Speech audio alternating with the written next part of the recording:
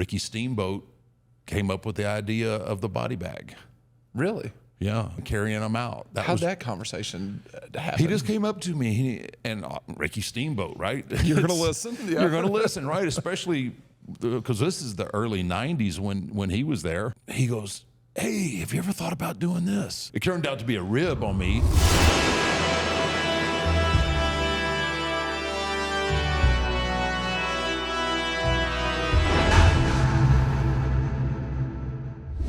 Well, Matt, Mr. Taker, you enjoy your week off. I did. It was a little rough.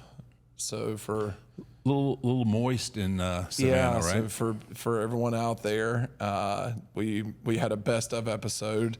A little bit of a weather issue over on my side of the world. Yeah. What was it? Hurricane? Was it Hurricane Debbie? Debbie. Yes. Any Debbie though. I mean, anything you name Debbie is going to be. Yeah. I was thinking this felt like a Tiffany. It felt like a Tiffany. Felt like a Tiffany. It stuck around a little too long. Smelled a little bit. A few days later. I'm gonna let you have that. Yep. Cost a lot of money. And when it's all said and done, you're left just dry and with nothing around you anymore after a while. So yeah, Debbie came through, kind of really flipped things upside down and left us, held up to where we were flooded all around us and couldn't get to work. People couldn't leave literally couldn't leave their neighborhoods because of the flooding and everything. They were held up in their houses. And you're not too far, like from a marsh anyway, right? Now, that's the thing is, there's wetlands all around us where I actually live. I'm far enough away from the marshes where I'm fine, but there's wetlands everywhere. Like just when you get off those marshes, and so like there's this field behind my house that it's great for deer hunting, but it's terrible for a hurricane. And you get any critters coming up? Any slimers or any snakes or? I was very lucky and blessed. I didn't have anything around my house that was bad necessarily, but getting to town and all that stuff was miserable. There was only one road for me actually to get to town, then to get over to 9 Line. 9 Line was closed, flooded all around it. When we were actually able to get to the building, the water had gotten down low enough to where if you had a jacked up truck, and luckily I've got this old jacked up truck that I drove through, figured out that wasn't river water. Wasn't river water? Nope. That was septic. Oh, it's poo water. It smelled horrible. Man. So I'm driving through it, and like I get out of my truck's covered in it, nice. And it just stunk to high heaven, disgusting. And I was like, oh my God, this is terrible.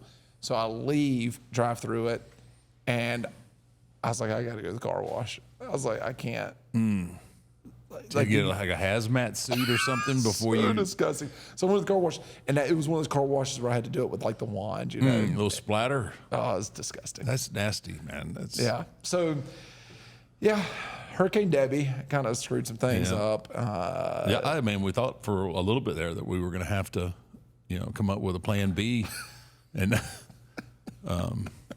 So yeah, it was. But you end up showing up. Yeah. Well, you're welcome. You know what my plan B was? Shut it down. We'll shut it down. This is not the right time. Sign the sign and auction it off and let somebody else. And you showed up and ruined everything. I just ruined everything. And you showed up with shoes on. Showed up with shoes on. Did you get poo on your flip flops? No, no poo on the flip flops.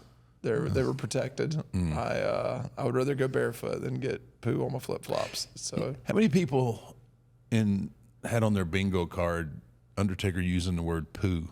0 in 2024. 0.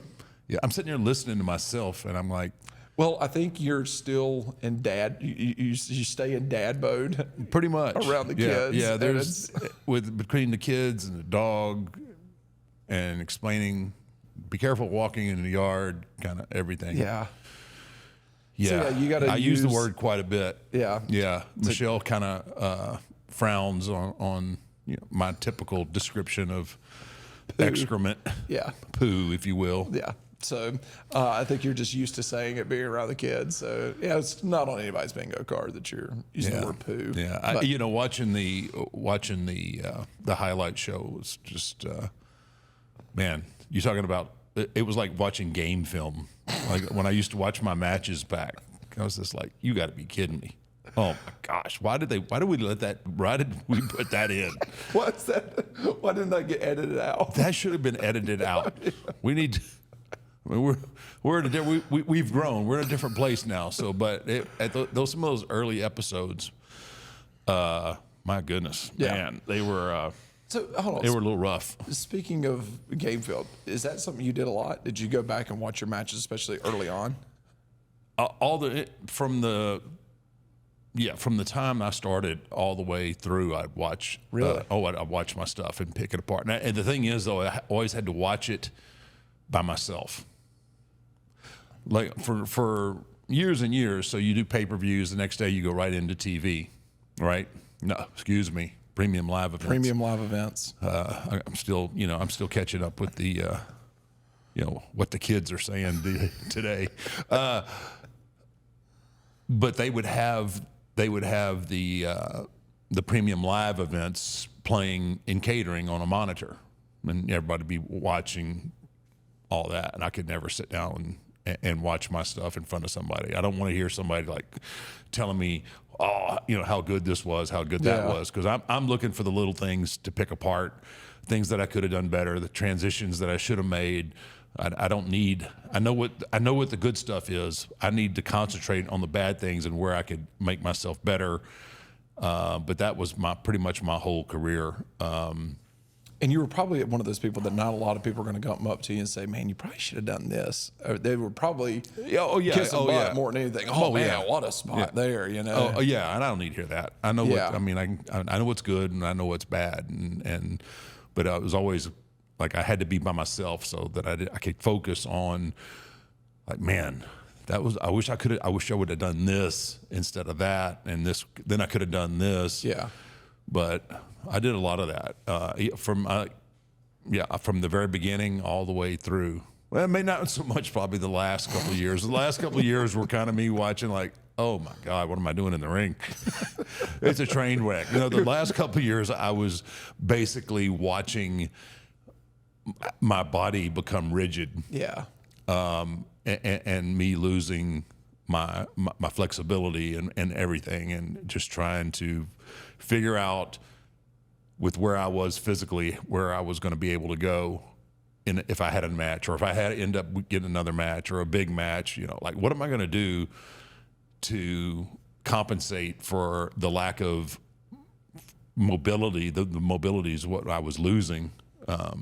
You watch something from 2007 or 08 to 15 or 16, it's like it's a whole different person. I move so much differently, and so then it was more of like, okay, what can I do that's really good? And so it's like you were watching those matches there towards the end, going, I don't need to try that. Yeah, I need to stay away from that. It exposes me for not being able to move the way I want to move. I used to be able to do, but I just can't do it anymore. I can't do it the same way, and I don't want to cheapen anything. So it was always trying to figure out how to, with what I had in what I had in the tank, to optimize and what wasn't there anymore. Was there ever anybody that you wanted to watch your matches and give you feedback, or was there anybody that you ever asked, could you watch this and tell me where I can improve, no matter where that was in your career? Yeah, there were a few people. I mean, guys like Arn Anderson. Mm-hmm.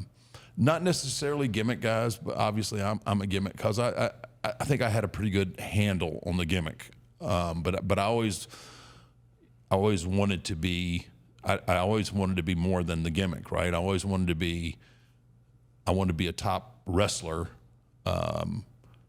as well as having this gimmick. And guys like Arn Anderson and Brett, guys like that, it would have been nice to have some of their feedback, because they just had kind of a different insight on their approach. Yeah. And they were such technicians. Those kind of guys. Yeah. But everybody else, it was, whatever. Not that I couldn't have been, some good critiques. Triple H occasionally would offer things up, and I always respected, because I always felt like he had a really good eye, not only for what he was doing, even when he was just a talent. He had a pretty good grasp, especially of the top guys, of what what they were doing, and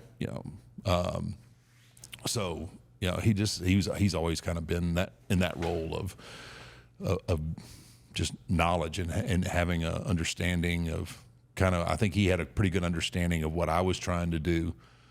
So if he had something, he would share it, and was vice it something versa. that those guys could naturally come up to you and have that conversation, or were they even, if he wants critiquing, he'll ask for it? Usually most guys, if anybody had anything to say, they would preface it with a little bit of a disclaimer, like, I'm not trying to tell you, or anything. It was very respectful in the manner, and like, what do you think about this? It wasn't anything like, hey, you should do this or you should do that. It was very, very open-ended in the sense of, hey, have you ever thought about this or something like that? It was, and when it's your peers, you know what I mean? Mm-hmm. This isn't a guy that's only been in the business for a year that's just coming up trying to tell you what to do. Right. When it's a Bret Hart, when it's a Triple H, when it's an Arn Anderson, you can. Yeah, you can listen. You obviously want to listen because they're all. I mean, they've all been at the top of the page, right? So and you don't take it. I would imagine you don't take it as offensive. You know what I mean? Like when a guy like that comes up to you and has a conversation. No, that was the thing though. Is I never took it as offensive. Like you could do this better, or you could do that. Yeah, it's an idea. It's their perspective, and my God, why would I not listen? I don't have to agree with it, or I don't have to what's the word I'm looking for? Apply it, but not. Why would I not listen? Because there could be some. I mean, I got some really, really cool stuff through the years, like Ricky Steamboat came up with the idea of the body bag. Really? Yeah, of taking the body bags out and putting my beaten prone opponents in a body bag and carrying them out. How'd that conversation happen? He just came up to me, and Ricky Steamboat, right? You're going to listen? Yeah. You're going to listen, right? Especially because this is the early 90s when he was there. He goes, hey, have you ever thought about doing this? And I was just like, that's genius. It turned out to be a rib on me after a while of having to not, you work these guys, and most of them, it was squash matches, and they were extras, or whatever term you want to use, jabronis. What do they call them? No, you're not allowed to say jabroni No, anymore. well, that's what they were, the jabrones. They're extras or enhancement talent. Yes. Right? Talent enhancers. That's yes. You don't want to. You don't want to offend the jabrones, yes, right? Yes, talent enhancers. I started out as a jabrone, so I can. There you go. There you go. Yeah. But having to carry them back sometimes would be some. You never know what you're going to get. One day it might be somebody that weighs 200 pounds. One day it may be somebody who's 250, and kind of round, and you got to get them up. So you got to get them in the bag, get them in the bag in the ring. And then you got to get them to the apron, and then you have to get them so that their feet hit the floor first, and hopefully they don't go Limp Biscuit on you right there. And you got to get them up on your shoulder, and then carry them in the bag all the way out and into gorilla position. And then it was. So somebody had to have made it a little bit more difficult than others in that ring, putting somebody in a body bag, I would imagine. Yeah, there was. Sometimes you could get them in easily, then other times, and then Paul always had the body bag, so I had to wait on Paul to get into the ring with the body bag. It got to a point where I started ribbing a little bit with these guys because everybody was so over the top nervous, right? So I would bring them back into Gorilla, and then I would just stand them up and then just leave. I would leave them in the body bag. They're just standing there. And you have to understand, extras are so nervous anyway, right? These guys are trying to just catch somebody's eye, to just show that they have something, that somebody might give them an opportunity, and you're so freaking nervous just being there. And then to be there and get chosen to work is a whole nother deal. And then getting chosen to work with a top guy is a whole nother, ass pucker right there. So it was kind of my way of. And they're standing there. They don't want to add. They don't say anything. Yeah, they don't want to just say. Standing there. They're just standing quiet. there, right? And then it just become like, how long will they stand there before somebody says something? I had somebody told me, like, this guy, he just was standing there, and finally somebody come and let him out because I'd put him down and left, right? And then somebody comes back to the dressing room. The guy was just standing there. We finally had to let him out. 2 matches have happened. He was just going to stand there. And then I felt pretty. No, I didn't. It was entertaining. It was a different time then, right? I mean, it was a different time. There wasn't any. There's nothing malicious there. No, there was no. No, It was just no. fun. No. So I can't believe Ricky Steamboat. Yeah, of all people, right? Ricky Steamboat coming up with the body bag. Yeah, that was his. Wow, he was just on AEW the other day. Looks great. I mean, God, He doesn't age really. No, not at all. He got a little snow on the roof, but It's made him look better. He's just, yeah. Yeah, he's just what a phenomenal worker he was, and just a good mind for the business, and sweetheart of a guy too. Yeah. And I mean, he, in my opinion, he stole the match of the night there at WrestleMania 3. At WrestleMania, who do you wrestle with? Macho Man. Yeah. I mean, everyone remembers, of course, Hogan and Andre, but no. That was a great match. yeah. But the Ricky Steamboat Macho Man match was that was for the I think it was for the Intercontinental Championship. And yeah, it was. Yeah, that was one of those where it was like you and Sean at 25. I feel like those two guys may have looked at each other before that match and went, yeah, let's go burn this house down. Yeah, I'm pretty sure of that. Knowing both of them. I mean, that's what you do. If you don't have that in you on that show to go out, and want to steal the show, then you shouldn't be on the card to start with. But anyway, back to watching film and all of that. That's what I was doing to our old episodes, and felt like game film again. It felt, it really did. Yeah. I felt like I was watching it. I was watching some last night, and you ever heard of it? I'm sure you, as a kid, I'm sure you didn't have one in your house, but you've heard of a swear jar, right? Oh yeah. I was thinking, because I got to break my habit, my habit. Okay. It's gotten better. Okay. But sometimes I realize if I'm trying to figure out the proper way to say something without being too offensive, I'll drop a lot more in my sentence. So I think I'm gonna create a swear jar. Okay. And then when it fills up, we could use the urn. Okay. When it fills up, maybe we'll either two things. Either we can raffle it off, or what do we do? What do we do with the belt? How did we do that? We raffled off the belt with subscribers. So yeah, same thing. Whatever. Yeah. That's technical stuff. I don't care about that. Yeah. What we can do is, or donate it. Or should we give it to our subscribers, or should we take the money and donate it? Well, what we could do is this. We could potentially. We've got people that can count this stuff up for us, but we can figure out. Do we trust? Oh, I don't trust any of these guys. But hey, so far it's. Should we both do it? You don't have the problem I do. Oh, I've got ticks too. I've got my own.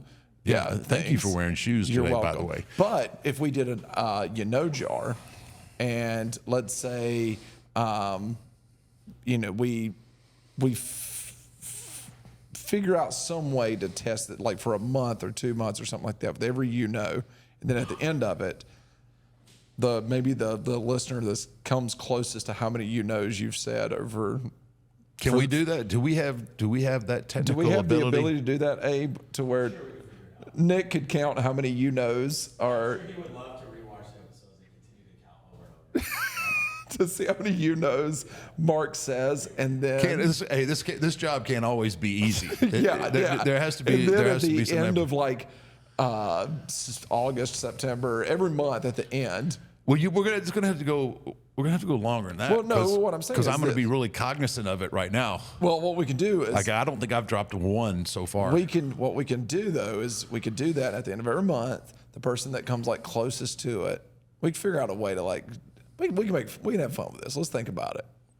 We're just spitting ideas right now. We're just throwing crap on the wall. Throwing crap on the wall. That's what we've been doing the whole time. For 25 episodes. That's Throwing what crap we've on the done. wall, see what sticks. The only thing that's stuck so far is the sign. Yeah. Well, Mark,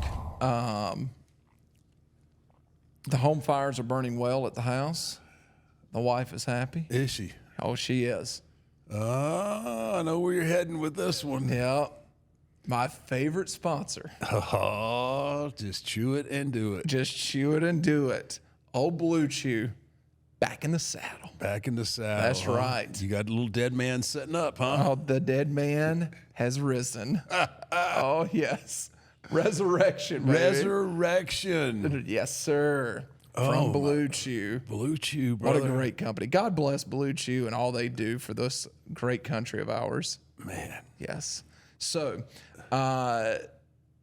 this episode is sponsored by Bluechew. So, Mark, let's talk about sex. Guys, remember the days when you were always ready to go? Now you can increase your performance and get that extra confidence in bed. Listen up. Bluechew.com. Here we go. Bluechew is a unique online service that delivers the same active ingredients as Viagra, Cialis, and Levitra. Steroid wieners. Wiener steroids. But in chewable tablets and at a fraction of the cost. You can take them anytime, day or night, lunch break, Just right after communion. So you can plan ahead. it's a different kind of wafer. Or be ready whenever an opportunity arises. The process is simple. Sign up at bluechew.com, consult with one of their licensed medical providers, and once you're approved, you'll receive your prescription within days.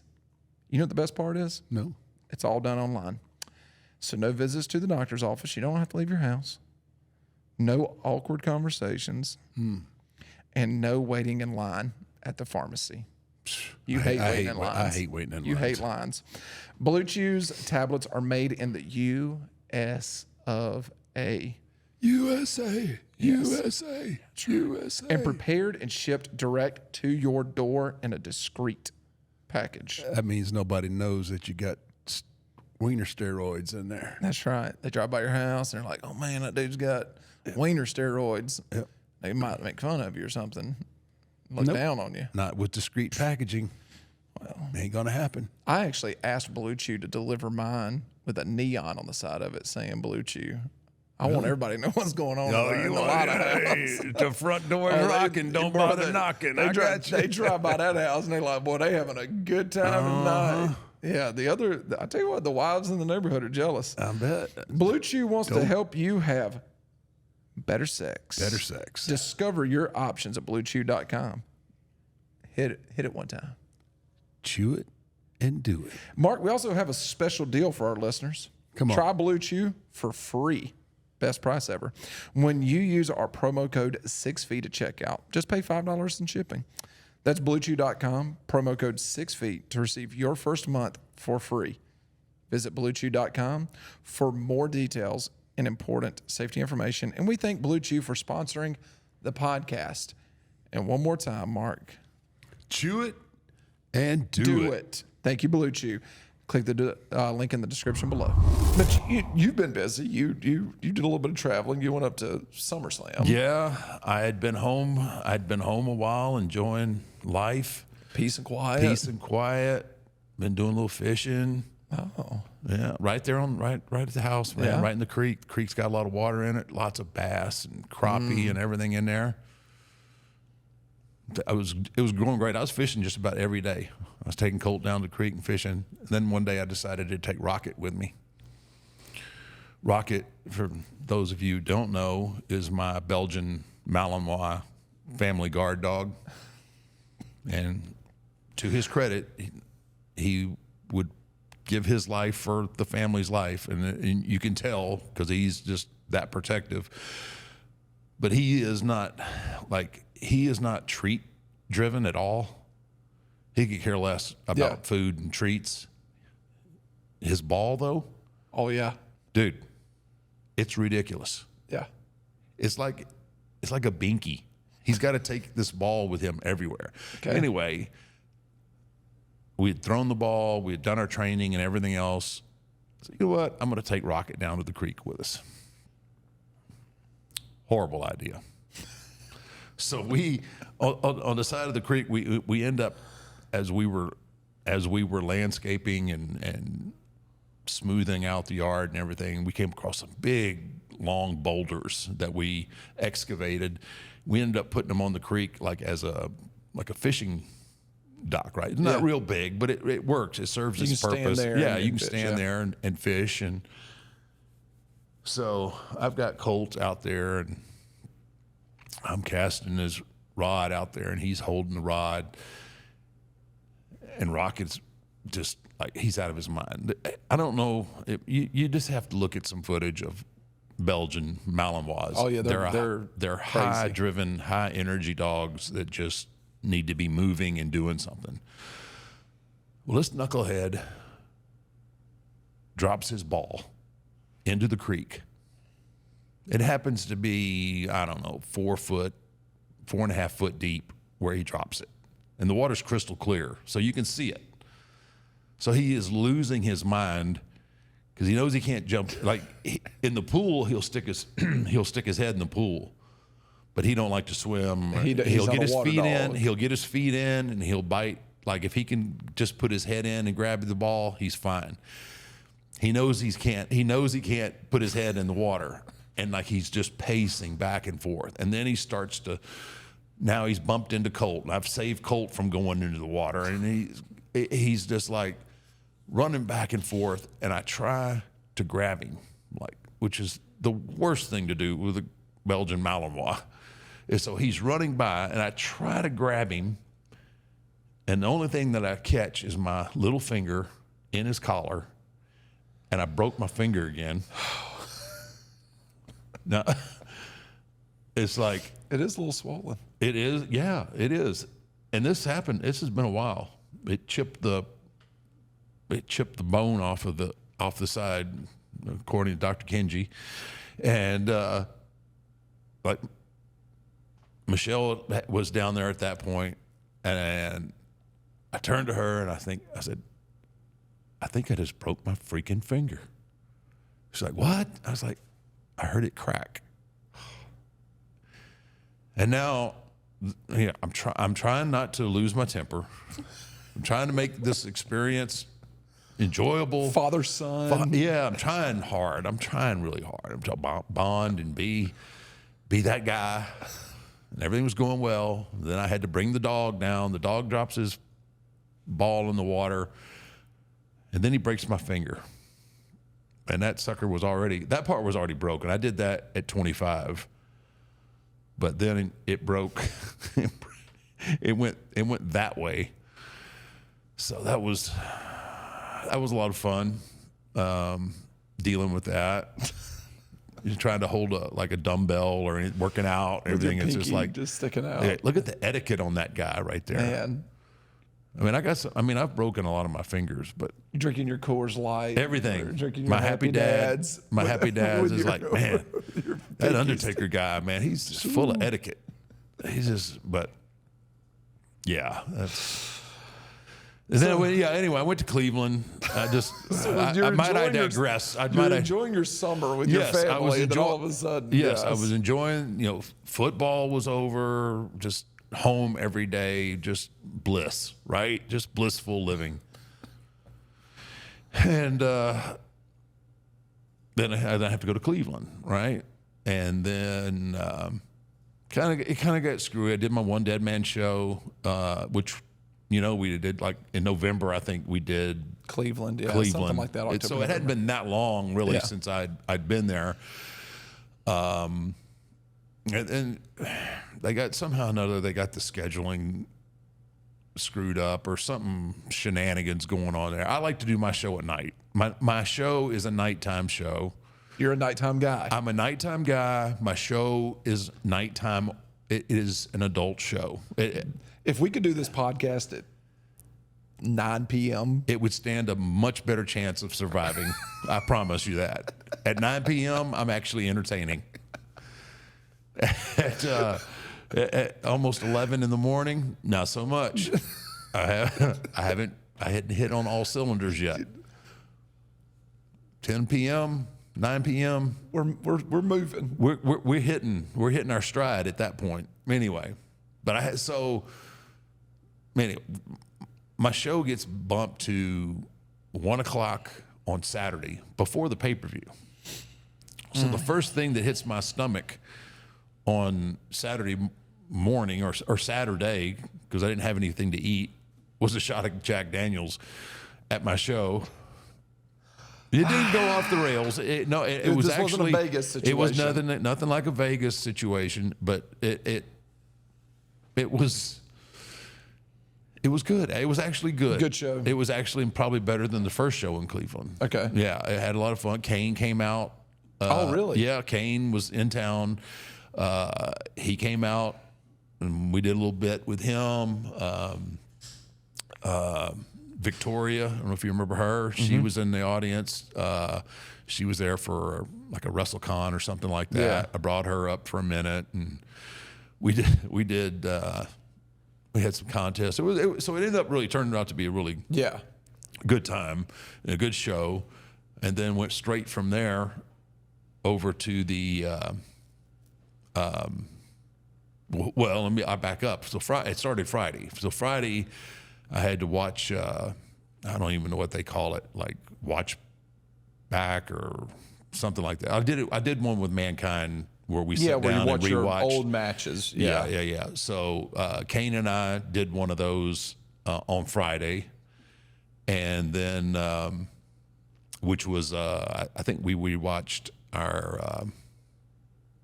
I think we rewatched our WrestleMania match. I think it was that's what it was, WrestleMania 14, maybe 13 or 14 in Boston. It was the first time that we actually were in the ring together after he debuted. Yeah. So we watched that, and that was a good time. Then got up, did my show on Saturday, then went to the arena. I had a signing in there somewhere. Oh, I did that too Friday. I had a signing Friday for Fanatics. I had a signing with them. Yep. Then I went back to the hotel, did the watch thing with Kane, then got up Saturday. You'd think it hadn't been that long ago. You'd think I'd remember this stuff a little better. I'm telling you. Hashtag CTE is real. CTE, man. And so I end up going to the stadium. And then I have, they have the Undertaker Suite experience now. Did that start at WrestleMania? I believe it started at Mania. I did something at Mania. I'm sure I don't know if it was that. But so there was I go to some suite in the stadium, and there's a bunch of guys there that have bought this experience and spent some time with them. It's kind of fun because you're not just like there's not like tons and tons and tons of people there. I think there might have been 15 or 20 people. And you're not having to sign 500 autographs. And you can actually you actually have time to interact and not be in such a hurry because you have so many people. You know what you have to cover. You can actually have a conversation. Yeah, absolutely right. You can answer questions and this was a really fun group of guys. They were there, and there was a couple of knuckleheads there that I got to pick on a little bit, which I love to do. And and then from there, just got to watch the show, and which I thought was a really, really good show. Really set the table for moving towards the rest of the year. Yeah, I think it was a really good SummerSlam, to be honest with you. To open In up, your expert opinion? well, people say I'm an expert. I don't. That far from the truth. I think that I loved the Liv Morgan and Rhea Ripley opening up the night. I loved that match. I loved how that storyline. I think SummerSlam was the night that the Judgment Day, kind of Totally imploded. to that night. But it just really goes back to the fact that I do believe Liv Morgan is just killing it right now. I mean, I think she's the most believable wrestler in WWE right now. Wow, that's a bold statement. The most believable? I sat there with my wife, and and I even said that, and Amy looked at me, and she's like playing with something on her phone, and she's like, "So what makes her the most believable?" And I've said this before. She's the girl that we all knew in high school. She's this hot girl that goes and steals your boyfriend. She's kind of a mean girl. Everyone kind of wants to be like her, outside looking in. And then when you get to know her, she's kind of mean and stealing boyfriends and just kind of just a mean girl. I think this is some personal drama from your past that may be coming to surface here. No.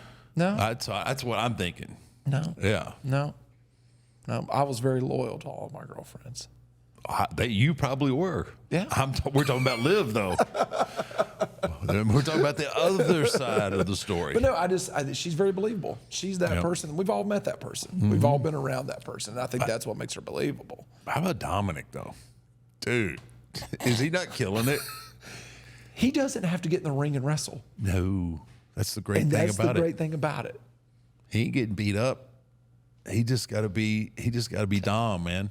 And those checks cash just as much as the ones where A lot easier because you don't hurt when you're driving to the bank. Mark,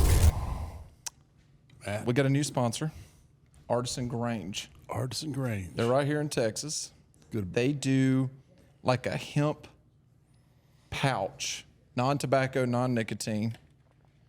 Looks like a dip can, so you can still look cool with it in your back pocket. Get that skull ring in your back That's pocket. right. You can get that ring in your back pocket, right? Like all the cool kids are doing. But they got great flavors: cinnamon, mint. They got like a coffee one as well. Really? Oh yeah. You don't have to spit. You don't have to do any of that stuff. Just a little pouch. Yeah, let me try one. Smells good. Throw it in your lip. You can do one in the lower. You can do one in the top.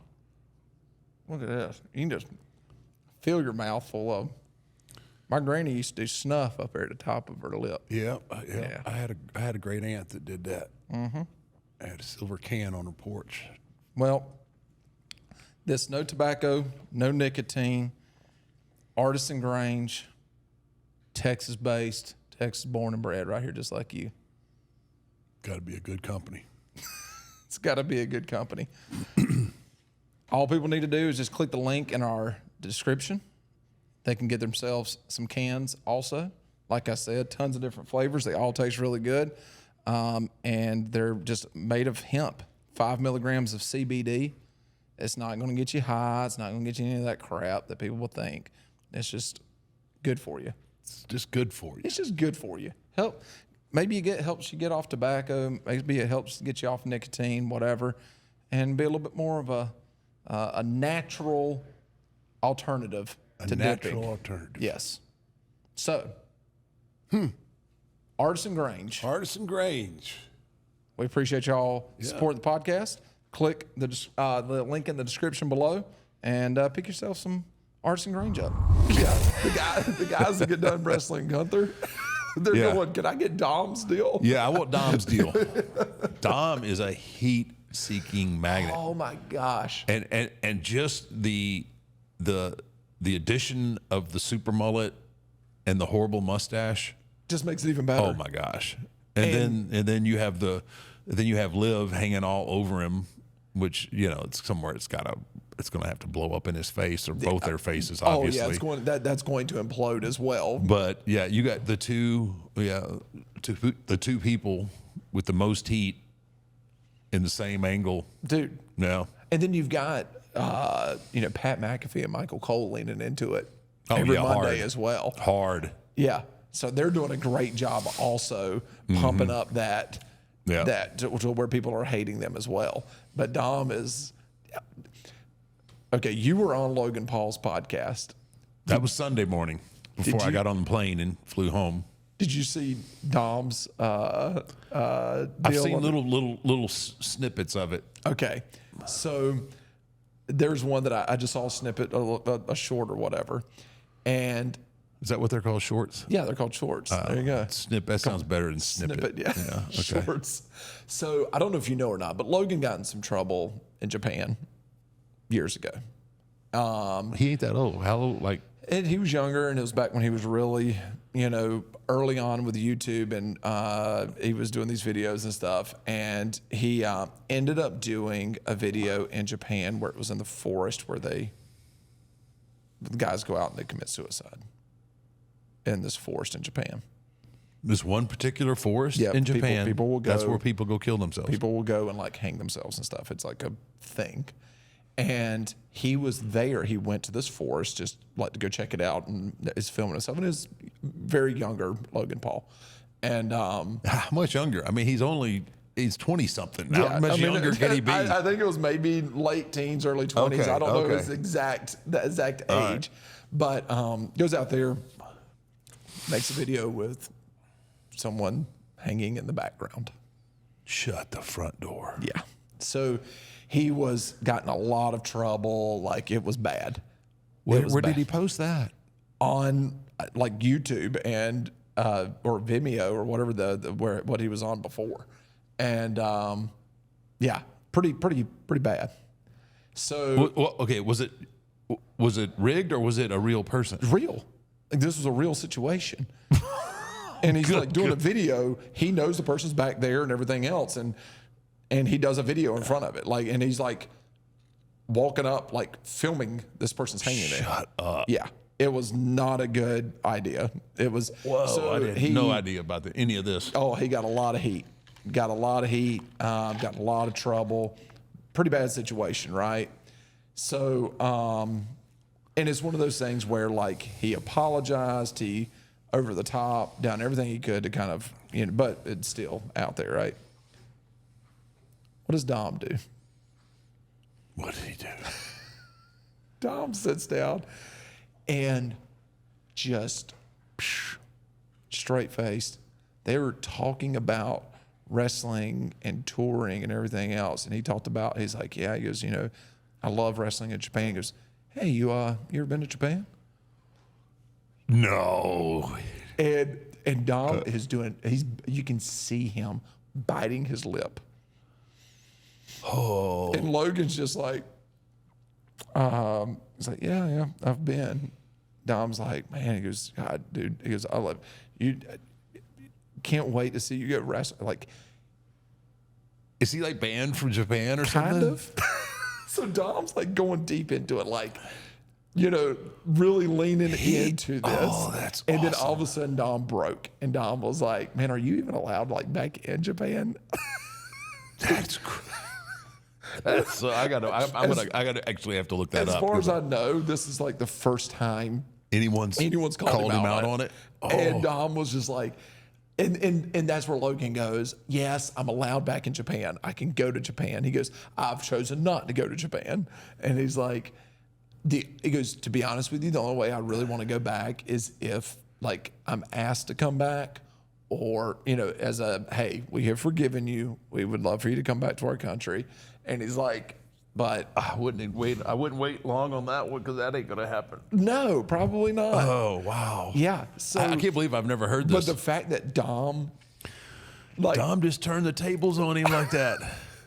and I don't know if this is something to where the first thing that popped in my head was Dom's thinking 2 years down the road.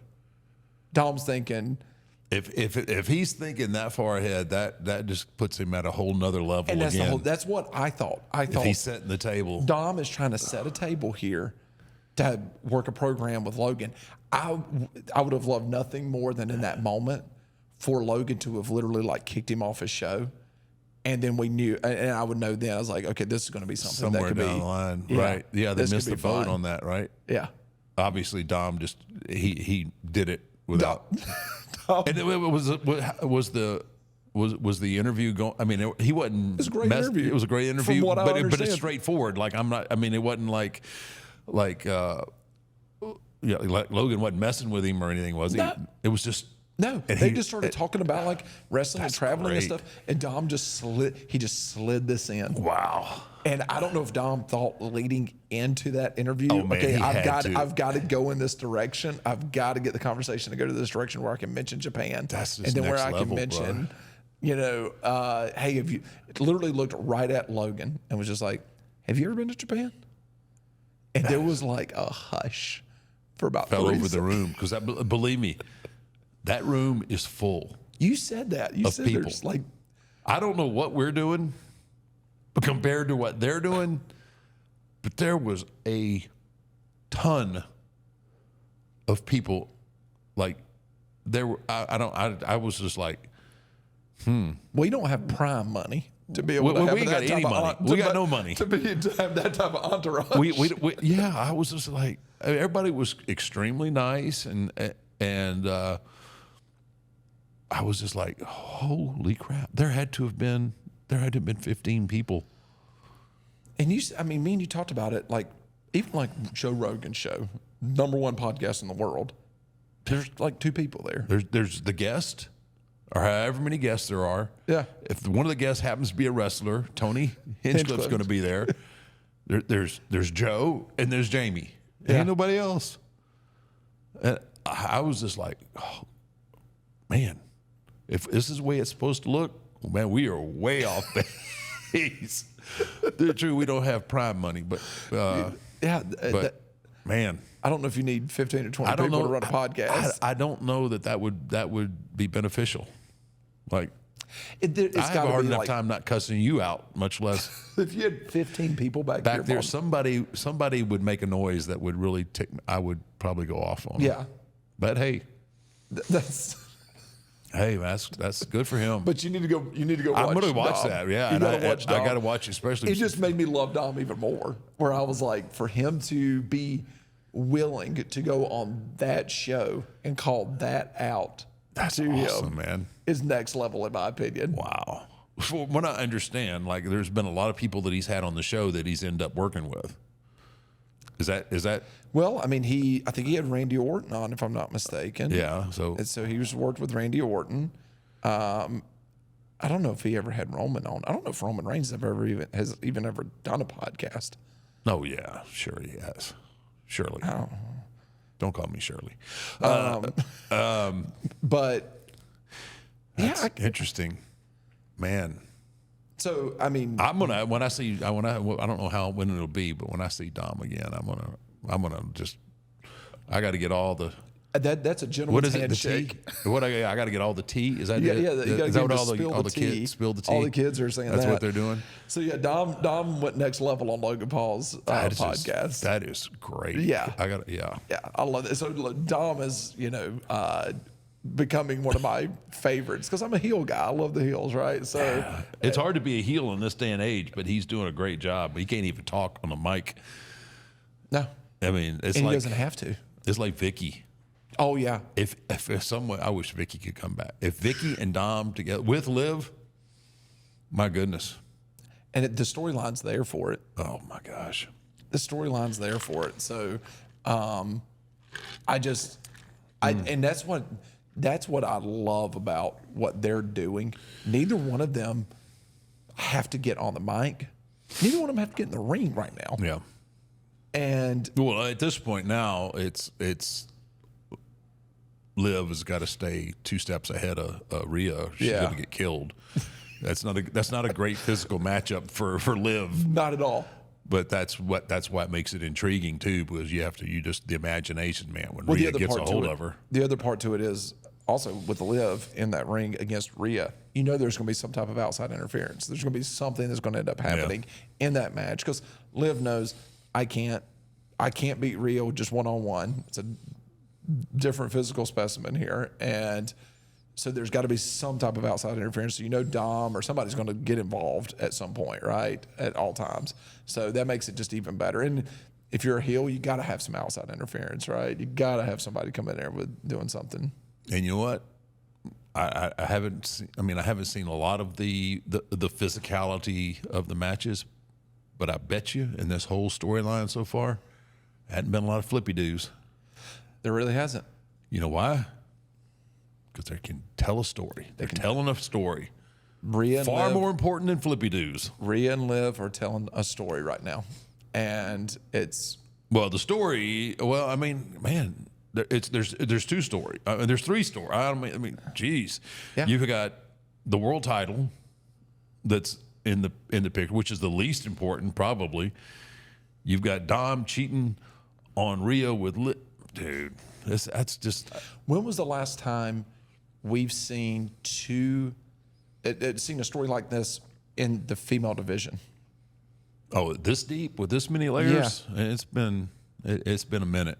That's pretty special in my opinion where that's what we're having a conversation about the female division of it being this type of storyline. That speaks a lot to where the business is at today, right? Yeah. To where that right there is, I'm excited to watch Monday Night Raw to see that storyline. And but it reiterates my whole point to the business. It's about the story. Yeah. And this story works in the Attitude Era. That's what's great about it, I think. Yeah. Like this story works in the Attitude Era. You could have put this story right in the Attitude Era and it would still be amazing. Yeah. Well, I think we touched on.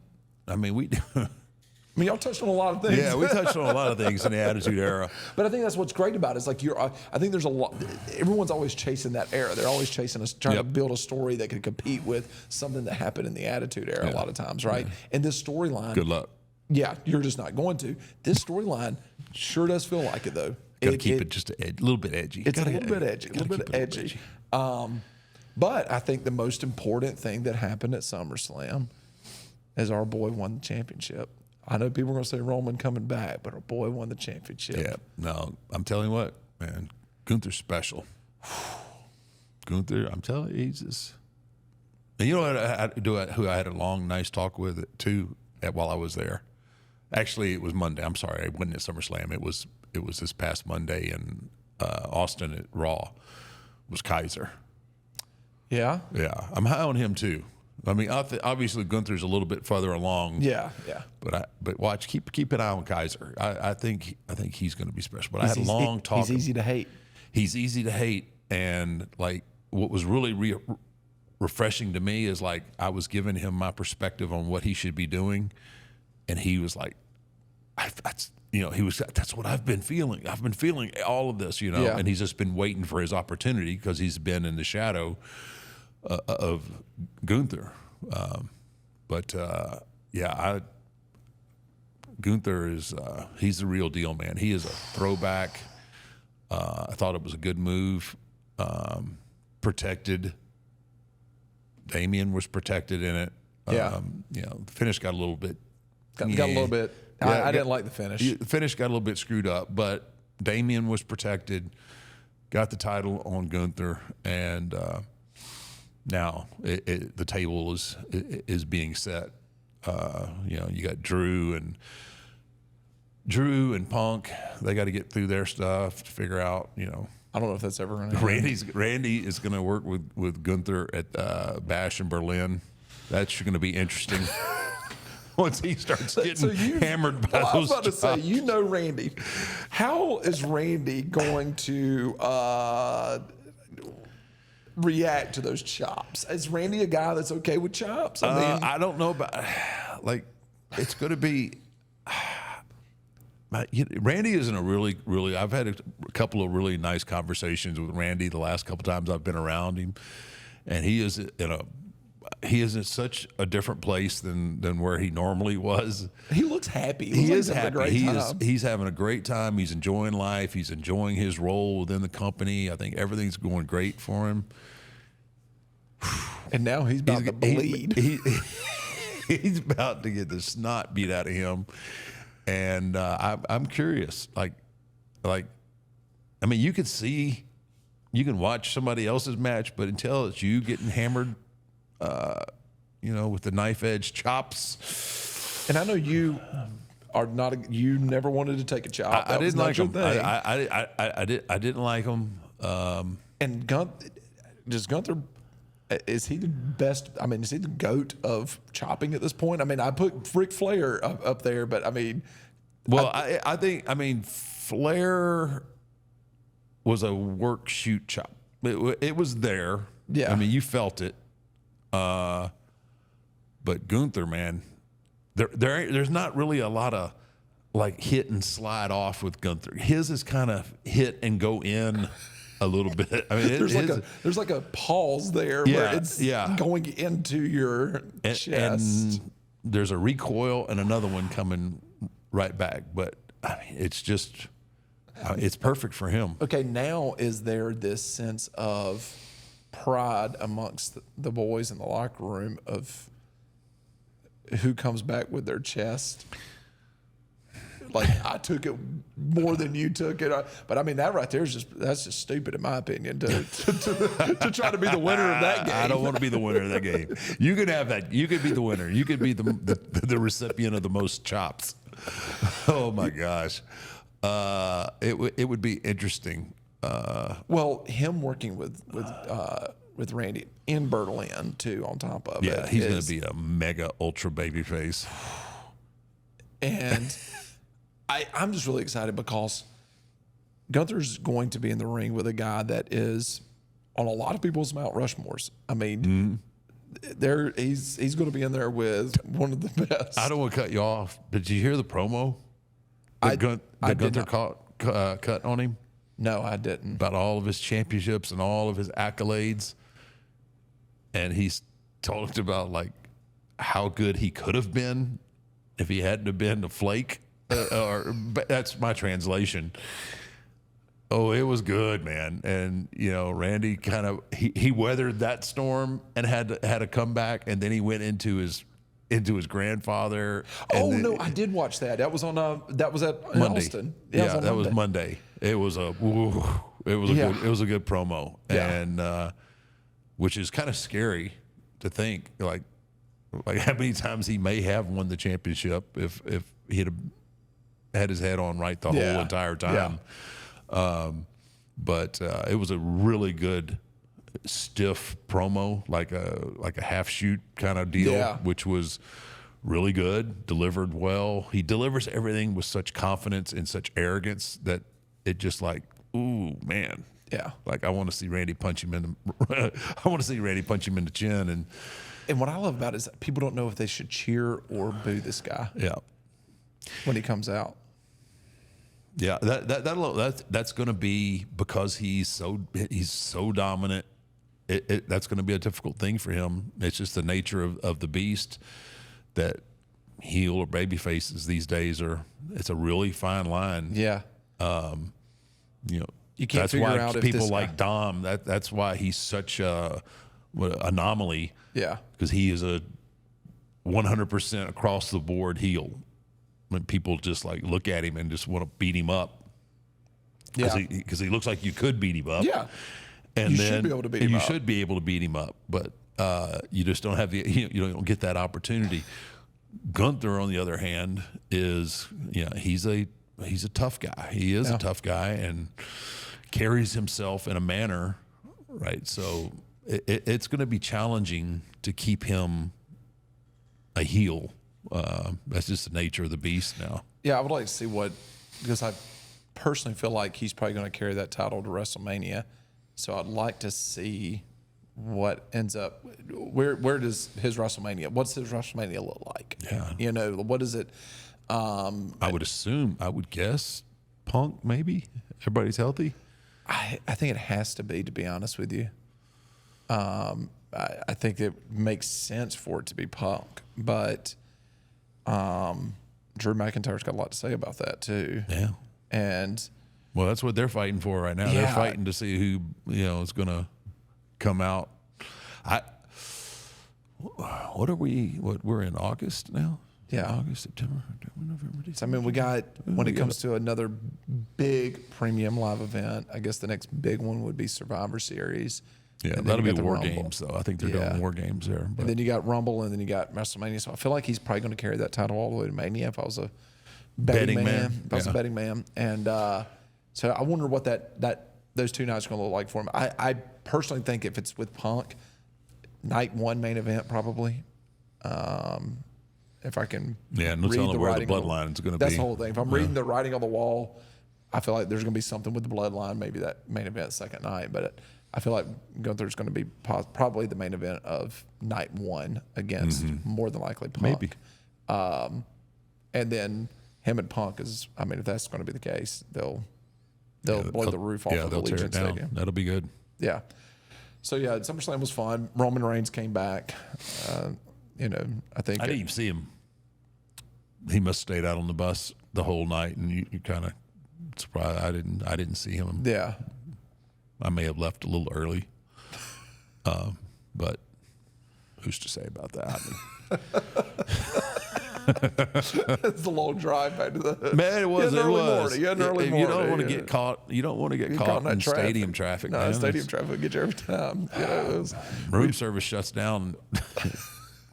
at certain I don't want to go time. down to the lobby, pick up DoorDash. So No. You don't want to do that. People start seeing you, and all of a sudden they're judging you because you've got all these McDonald's bags that you're taking up to the no, room. but I eat like big Kahuna burger. Them gourmet hamburgers. The gourmet hamburgers. If Yeah. you're going to DoorDash, it might as well be gourmet. Yeah. If you're going to do it right. I did stay the whole night. I did stay the whole night in Austin. I had no choice. So Austin was fun. Mm-hmm. Your family got some footage. They got a little TV time, Got didn't a they? little TV time. Hey, funny part. So my father-in-law was sitting there in the front row with him, right? When Drew and Punk come over, and I was backstage, and I think they brought my father-in-law. My mother-in-law brought Colt backstage because he was done. He was getting worn out. He came up to me. He goes, "I'm gonna tell you what, that damn Punk, he came about that far from hitting me with that belt." And about that time, here comes Punk, and he turned around and he goes, "Hey," Punk was trying to, he was being nice. He was like, "Yeah, I saw you there on the front row." And he said, "Yeah, you came about that close from hitting me with that damn belt." I was laughing. He was worked up, man. But they were in the battle zone that night, man. Amy and I, we had, at this point, we've gone to bed, and I turned it on, and I was like, I'll see what's going on Raw. Hadn't watched any of it. Turned it on right before the Gunther, promo Right. with Randy and all that, broke out. That happens. Amy's like, "Oh my God, there's Michelle," and so I rewind it, watched it again, and there's your in-laws, and so I took a little short video of it and sent it to Terry immediately. Oh, did you? Yeah, and he texted me, he goes, "Punk almost hit me with that belt." That was He did that was first. his text. I can show it to you. He goes, "Punk almost hit me with that belt." Oh, he was fired up, man. That was funny. Yeah, that was pretty funny to watch, and that happened. They went to commercial right after that, and I didn't even finish watching the show that night. Oh, yeah. I think another one later on, like Braun Breaker came flying into the barricade over there, or did something right by him. That's somebody you don't want flying into the barricade. No, you definitely don't. He's like a wrecking ball, dude. he came up. I saw him, and he goes, like, I was trying to make eye contact with Michelle, kind of let her know that I was coming. We were coming that way. And I was like, yeah, she got good reflexes. Yeah. She'll grab a kid and move him out of the way. How sturdy are those barriers? Like, I mean, is it? They have a padding on them. Like we just have the open bars. Oh yeah. And which you'd hit those, and those things would slide right into whoever was. Yeah. These are they're padded, but they're still snug because they're built to not. You're allowed to hit them, but you're not going to fall into the front row. I think, and they're just better to look at than. It's a cleaner look, but it's they're in there pretty good, except over there by the timekeepers. But that piece, because it kind of floats on its own, it doesn't really. Samantha's in a war zone over there. She's gonna get wiped out at some point. She is in a war zone. Yeah, if she don't get the heads up, man, she's gonna have somebody in her lap one of these days. We back in the day, we would have ring announcers that come along. Didn't particularly care for, or they would do something stupid, and we'd have to. Sometimes we would fall over there and wipe people out. In the course of a match. In the course of a match, things like that are going to happen. It's not intentional by any means. No, absolutely not. Yeah. No. No time for any of that. You got to be conscious of the camera angles, all that stuff too. I mean, it's just like gotta know what you're doing. Well. SummerSlam was fun. I'm glad that I was able to float my way to the airport and get out of Savannah. We're going to assess the damage when we get back of our neighborhoods around us, and hopefully, hopefully you don't have to get a boat to get in the. Now everything's starting to. Once the waters recede, that's when you might start getting some critters. Yeah, I think I'm going to be fine. But man, you drive down 16 and. There was a lot of houses that it was up to the roof. Oh, really? Yeah, that were like, built by the river and everything else. A lot of them on stilts and everything else still. How was Tyler's place? He'd do all right? Yeah, all of his stuff was fine. I mean, he's got one place that sits on a peninsula. Yeah, that's what I'm saying. That's the one I was talking about. And not a... Isn't that crazy? He had a dock, because he has two docks. He had a dock that completely broke and went off into the water off of just like some wind that came through one time. Hurricane, nothing. Yeah. But yeah, it's terrible. But SummerSlam was fun. I'm glad you were able to go up there and accomplish 100 things in 72 hours and come back. Had about a week, and then got Raw. I saw Paul Triple H at the end of the night, and that's a lot of wrestling for me to attend. It's a ton. On my schedule these days, I went up to him and I said, give him a hug. Told him bye. I said, all right, I'll see you at Mania. He got what I was saying. He's like, don't call me. Yeah, because the whole time I sat up at gorilla position, right, with Paul and then Bruce Pritchard and then myself. We're sitting up there, and I was like, is this show really 3 hours long? Like, I know it is, but I'm just like, when you guys go to Netflix, is this show going to cut down back to 2 hours? I mean, no commercials. 3 hours. I mean, why 3 hours? Like, it's been 3 hours forever now, right? Yeah. But I was just kind of trying to stress the point of 3 hours is a lot of wrestling. It's a lot of wrestling on a Monday night. Yeah, but so was there any talks of you coming out on that never got brought up? No, sir, no way, no chance, no chance. That's what you got. No chance, brother. I only do the big shows. Like NXT? You need me to choke slam Rock? All right, but that's about it, man. No NXT, nothing else, man. None of that anymore. My day is come and gone. WrestleMania is a different story, but nothing more than what I did. Yeah. Yeah, I didn't know if there were, maybe I was thinking maybe you'd be up in a suite and they would put the camera up and you would do a little hi guys. Then disappear again. And then just disappear and all of a sudden lights go out. I don't know. Well, now they'll be expecting it. So if they see me, it was like, oh, okay, Undertaker's here in the suite. He's going to choke This slam could be somebody. your gimmick now. You go to these events, you sit in a suite. Out there, And then everyone's looking the whole time. They're like, switching. all right, he's going to come. He's still there. Yeah, He's all still right, there. yeah. Okay. Oh, he's gone. No, he's back. He must have went to the restroom. You're over there with a hot dog. Yeah. You're just like, Yeah. Hopefully not. Of course, I hadn't got paid for that yet, so I don't know. Like, depending on that check. yeah, if that check could change my whole perspective. You're going to Like, be in Berlin. I could be, possibly. It's the retired life doesn't pay quite like the in ring life. You'll be doing the Saturday Super Show. Oh, dude! Give me the next 3 minute Can I do a champ on double that. shot? Like no one's doing live events. Can I do something? I got a punch and a choke slam. That's all I got to offer you. That's that 3 minute belt. That 3 minute That speed. The speed It's belt. speed. You're Yeah, the I new just punch speed somebody and champion. choke slam them. I'm Yep. good. You're good. All right. Well, I appreciate you showing up today. Another episode done. Yeah. And but do want to thank our great sponsors, Happy Dad, helping us get through each episode.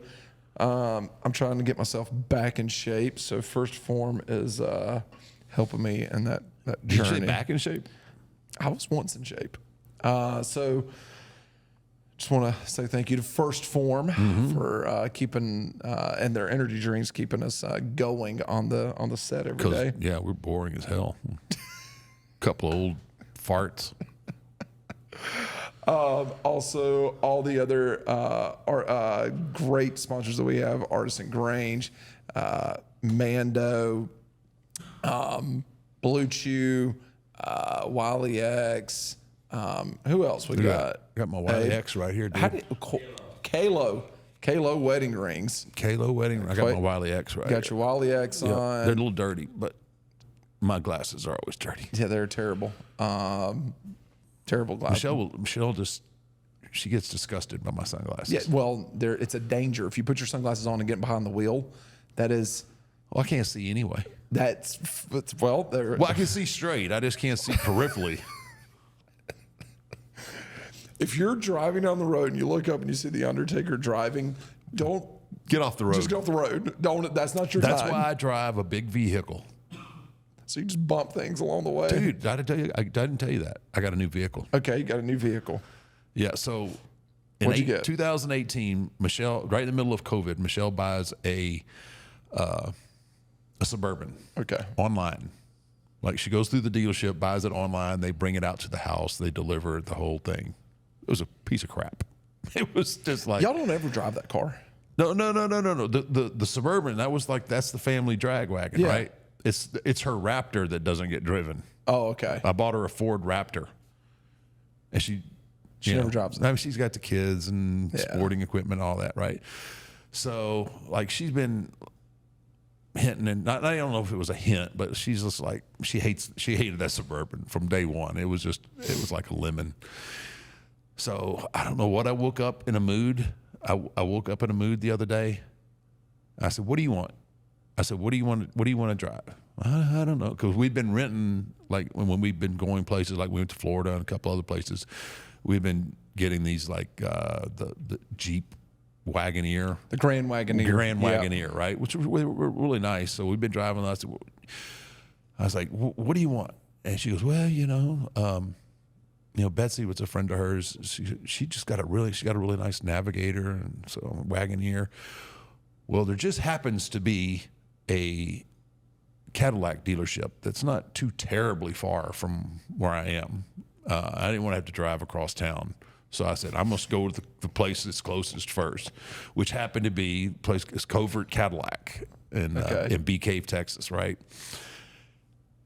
And I'd almost rather go to the dentist and have a tooth pulled than go and buy a new car. Worst thing in the world. Is I buying a hate car. it. I hate it. Absolutely hate it. And I'm not one normally to negotiate or any of that. Like my father-in-law thrives on it.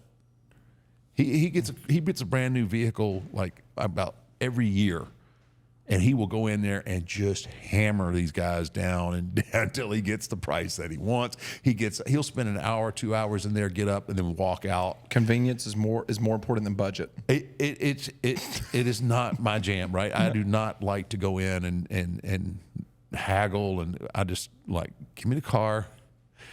Here's the key, give me the keys. Let me sign what I got to sign. Let me get out of here. I hate it. I just absolutely hate it. But this place, I have to say, it's Covert Cadillac, right? And like it's run by a bunch of younger people. Like I don't know if they're just not tainted yet or whatnot. But like there was no pressure at all. Like everybody was super chill, and nobody was asking me for my phone number or my emails or any of that, right? And I'm like, and I was like, I kind of like the Escalade Sport, right? They're the one with the black rims. Yeah. And so I'm doing all this over the phone, like with Michelle too. Like, hey, I'm looking at this. They got this nice Escalade Sport, black on black. I mean, black wheels, black. You know, we have to have black vehicles, right? Yeah. Or black interior. She goes, so well, we're out. We're gonna swing by. I'm like, this is why I went. So like, you wouldn't have to do this, right? But she's out. If you could swing by, you could go by and do all of this, and I don't have to leave, right? Yeah. Because now that feeling that I had woke up with was gone, right? It's gone at this point. Like I sit in the parking lot for 15 to 20 minutes, getting my mind right before I went in. I didn't know how nice they were going to be, but they were extremely nice. And like and I then said, just having to deal with the fact that you're the Undertaker, and okay, I've got to go in here. I'm probably going to take pictures. Yeah, exactly. And everything all of else that. I'm running all the scenarios through my head, and I don't want somebody like. I just don't like pressure. I don't like when people start putting pressure on me. That's when I shut down, and then it just becomes a bad scene. But they weren't like that. They were really cool. But now she comes up, and I've got a row. They've brought like everything I've asked for. They've pulled up, and they're all in a row, and I've test driven them and everything else.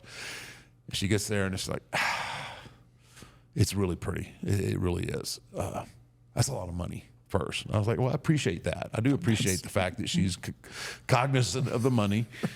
She goes, I just don't think the back end is big enough. Like, you know, we got, like I said, sports and luggage. And when we travel now, we travel kind of in an entourage of, you know, family members. And so she goes, I think we need to go with the bigger version. I'm like, okay, all right, baby. I said, what, do y'all have any black on black, the EVS, which is the extended version of the Escalade, right? Yeah, we have one. And we have this one that's called the ESVV. I went, really? He goes, yeah. He goes, there's not many of these on the road. Like most dealerships don't even get one. Hey. And I'm thinking in my head, I'm like, okay, here it comes, right? So they bring up a couple of these and this metallic black ESVV, which basically is a Cadillac Escalade extended, the long version. Yeah. But it has the Corvette motor in it, turbo charged motor in an Escalade. So I said, all right, let me drive it. That's what you need to go get groceries in, is a Corvette engine. But you've heard you've heard an Escalade turnover, right? Nothing, yeah. I mean, it's just, you know, It's another SUV. it's another SUV. Oh no. I hit the button and it was, I'm like, holy crap, what the hell did you put me in? So I take it out on the road and I said, hey, do you mind? The guy goes, no, man, do what you need to do. So, all right, hang on. Just, dude, it pushed me back in the seat. For an SUV. For an SUV. I mean, and I didn't even hit the turbo button yet. It's got a turbo button. Yes. It's got a button that you hit that kicks it into turbo. So I said, I got to get me some of that, right? So, dude, so I pull it back, park it, and so Michelle's still there. You know, she kind of waited, and I was like, I think we're gonna go with this one. She goes, well, how much is it? And I'm like, it's a little more than the other ones. And she goes and looks. She goes, no, I can't justify. That's a house. Yeah, I can't justify paying that for it. And I was like, well, you know, let me work. And I'm just trying to, at this point, just like, okay, y'all leave. Let me handle this. Let me go, because I just want to be done at this point. Yeah. So I said, no, I think we're gonna work something out. We'll work something out. Which they did. They worked with me. They were awesome. And guy's name Steve Quinn. I think he'd only been with the store for like 2 weeks or 2 months or something like that. So, you know, he was as nice as he could be. Everybody was extremely. That was it. Kind of changed my perspective on car dealerships and doing that. Yeah. Like, I don't plan on doing it again anytime soon. But it was a very nice experience. Covert Cadillac. If you're anywhere in the Austin area, it's worth the drive over there, because they'll take care of you. Tell them the Undertaker sent you. That'll get you a free cup of coffee And some snacks. and some snacks. It's still gonna cost an arm and a leg. So, you know, But they're gonna be really nice to you, because they were really nice to me. well, I sold cars for 3 months. Yeah. How the hell was that? When I first got out of the Army. Oh my gosh. You know, you think that like dealerships are really dirty, and they can be. It's not a fun experience going and buying a car, because you got this person that their entire paycheck depends on you buying that car. Absolutely. At the highest. And your paycheck depends on it being a certain price. Mm-hmm. So you got to figure out, you know, where to meet the person. And, you know, I was always just super honest. Person come up and go, you know, this is what I want. Okay, the car's, you know, $25,000, whatever. And the person's like, well, you know, I only want to spend. Wait a minute. When were you in the Army and the car cost $25,000? What you do? I got out in 03. You doing Kias, or what do you? I was Toyotas. I got out in 03. Oh, okay. I Go got ahead. out in 03, yeah. So cars were still affordable in 03. And, but, you know, I would always tell people, I'm like, hey, dealerships got to make money. You got to save some money. I was like, let's figure out something in between. I was like, the car is $25,000. You want to spend $10,000. You're not going to get that car. If you've got a $10,000 budget, we need to go look at something completely different. You know good and well you're not going to get that car for $10,000. I can't sell it for $10,000. You know that. I've got room on that car. You know that, and I know that. Let's figure out where we need to meet. I was like, we've got to make money. You got to save money. We can make it happen. Let's just talk through it. Dude, you'd be a better car salesman than podcaster. I would be a better anything than a podcaster. I think we've all figured that out. That's true. Yeah. All right. Well, let's get out of here, Mark. Why you get? What, I hit a nerve? I didn't. All right, let's thanks Happy Dad. Happy Thanks Dad, First Phorm. Appreciate Phorm, y'all Wiley supporting X. us. Unlike Mr. Undertaker. No, brother, I support you, man. I support you in anything you want to do. I got you, bro. You should do anything other than this. I want to do anything other than this. All right, well, thank you to all of our sponsors for supporting us. Once again, please. We really do appreciate you guys. Yes, very much We so. do. Thank you for supporting us. If you're watching this and you haven't subscribed, please hit that subscribe button. Go over and follow us on Spotify and Apple Podcast as well. Leave a comment below. Maybe we'll read your comments. I'm pretty sure that the swear urn is empty today. It is. I mean, I'm not sure. I might have dropped one. The urn is. The urn might be empty. I think it is. Day one. We're going to have to figure out something to do with that. You're going to have to get me tied up and twisted on something that I don't want to talk about. That'll be the next episode then. Oh, okay, I'm sure. All right. All right. Thank you, Mark. Thanks, Matt.